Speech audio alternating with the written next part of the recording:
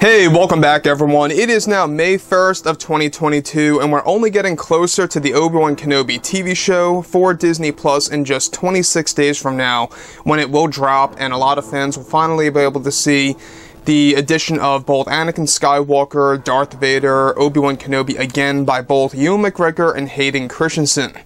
This is Mike Zero. Make sure to subscribe if you're new to the channel for future Star Wars updates. Also, by the way, guys, make sure to drop a thumbs up on this video to support the channel. I thank you all so very much for the kind support. It is greatly appreciated. Now, we are currently in a very exciting time for Star Wars, given that there is a lot of things, happening at the same exact time. There's, of course, the Ahsoka Tano TV show. The sets are being built as we speak between all of the Jedi Temple sequences, as well as all of the other scenes for the World Between Worlds, which, by the way, are going to begin filming by this June. In fact, Rosario Dawson has already been hard at work on the show. There's a lot of things happening with that series in particular and how it's going to work in conjunction with The Mandalorian Season 4. We'll tap into that a little bit later.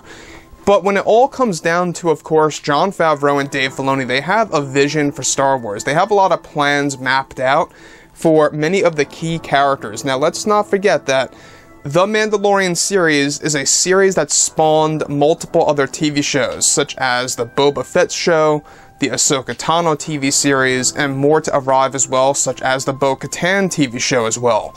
So there's a lot of things happening with the Mandoverse, as a lot of people like to call it, and exactly how it's really going to implement all these different changes to, of course, the Star Wars lore, and the addition of including Star Wars Legends. However, when it all comes down to actor Pedro Pascal, we already know that for a couple of weeks now, there's been a lot of problems behind the scenes between himself and the higher-ups over at Disney, and exactly what they're going through with the whole Karl Urban scenario, which we're going to be talking a little bit more about today with new additional details on that. However, with both Disney and Lucasfilm already working on the Ahsoka Tano TV series, creators Jon Favreau and Dave Filoni are actively creating The Mandalorian Season 4 in order to expand the Mandoverse. However, it's described that currently Disney CEO Bob Chapek is moving along with his work on the replacement of Pedro Pascal for one of the big Star Wars projects for Disney+. Now, it's described that actor Karl Urban will be stepping into the Bo-Katan series in order to play a different version of Din Djarin. One of the main reasons as to why Pedro was giving Disney's higher-ups a hard time, and also with Favreau and Filoni, was their planned treatment of the character for the Bo-Katan show, in which they plan on making Din Djarin a more tough character in the series than ever before, and that there will be no scenes of Din Djarin with Grogu in the show that is in the works. In fact, the creators are completely withdrawing from using Grogu in the show in order to show a different side of Din in the series. This was something that Pedro completely disagreed with and had problems with, and it led to creative differences between what Pedro was willing to do and what Disney was pushing to do as well. So let me just stop right here for a second before we move on to the more involved stuff. Now, shying away from the whole Din and Grogu connection, I think, is a great idea. I'm not saying that it's a bad thing that they're so connected in the Mandoverse, but I will agree that there are a lot of times where it kind of goes a little overboard with the whole Grogu thing, and they do have to dial it down a notch. I'm saying a notch, Don't get rid of Grogu per se, for all of the shows, but there needs to be at least one show without Grogu really kind of, casting over the characters, and this is the very show that's going to actually take advantage of that. So the Bo-Katan series, mind you, it's set to be a very dark TV show. It's not really just about Bo-Katan. It's going to go back in time and visit the character of Tar Vizsla, showing us the construction of the Darksaber. We'll talk about that a little bit later as well. So this show has a lot to offer, and it will be announced later this year. Now, on top of that, alright, now this led to further conflict to where Pedro then pressed Disney to allow his character to actually have the helmet off the entire time during the series in order to show more depth to the character, something that Disney did not want to do at all and completely shied away from. Now, actor Karl Urban is described to have already talked with Disney's higher-ups about filling in for the role of Din Djarin. This time around, Karl will be getting more screen time than originally planned with Pedro, and of course, and this is now causing further drama, between Pascal and Disney as well as Lucasfilm. So that's another thing here that's causing a lot of conflict, is that when they got rid of Pedro for this series and they're bringing in Karl Urban, they allowed him to have more screen time than what Pedro was originally planned to actually have. And that's another main reason as to why Pascal has a lot of problems right now, has a big grudge against Disney, and is giving them an ultimatum about his involvement in any Mandalorian shows or any Din Djarin scenes after The Mandalorian Season 4. Given that he's already signed on for Season 4, he really can't do much about that right now. But after that, he's giving an ultimatum about what he actually wants, and if they do not give him that, he's going to walk away.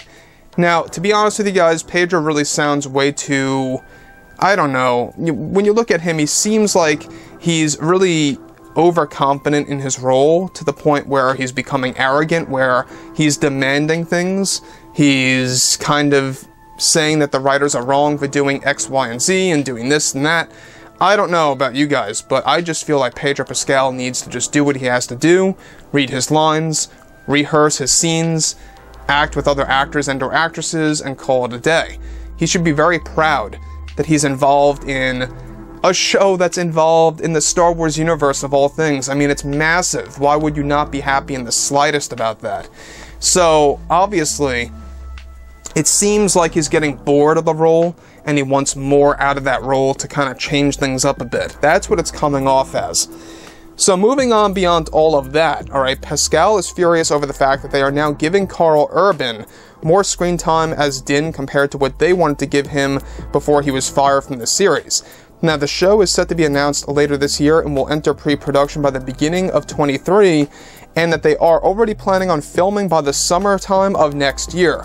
In this show, Din is also getting armor upgrades, and some of the upgrade designs that FAVREAU and Filoni came up with, Pedro was not happy about also, and this only, of course, caused more creative issues, of course, behind the scenes, without a doubt. Now, the series is described to also lend itself to jump back in time to show fans the life of Tar Vizsla and the birth of the Darksaber itself.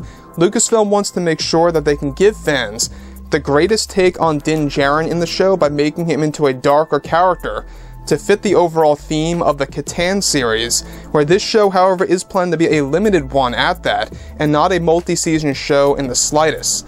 Now, it's also going to be a show that will actually involve new Force users and revelations for the character of Din Djarin, and even the revelation of making him Force sensitive. We talked about this briefly about a week ago, that Favreau and Filoni are indeed going to be making Din Djarin Force sensitive, not just for the Bo-Katan series, but also for the Mandalorian Season 4's end. And that, to me, sounds like what they are doing is that they are making him into the modern version of Tar Vizsla. It's very likely, and it seems like it's going this path, that Din Djarin's going to keep that Darksaber, and he's going to become both a Mandalorian and a Jedi. You know, that's what they're aiming for. They're making him into the modern Tar Vizsla is what they want to do. If you guys don't know who Tar Vizsla is, by the way, he is the very first Mandalorian and Jedi that created that Darksaber. And I think that's why that character is so mysterious, is that there's a lot of things behind that character's backstory. But anyways, you know, let me know what you guys have to say about all this below in the comments, and if you guys did enjoy the content for today, make sure to drop a thumbs up on this video to support the channel. I thank you all so very much for the kind support, and I'll catch you guys next time.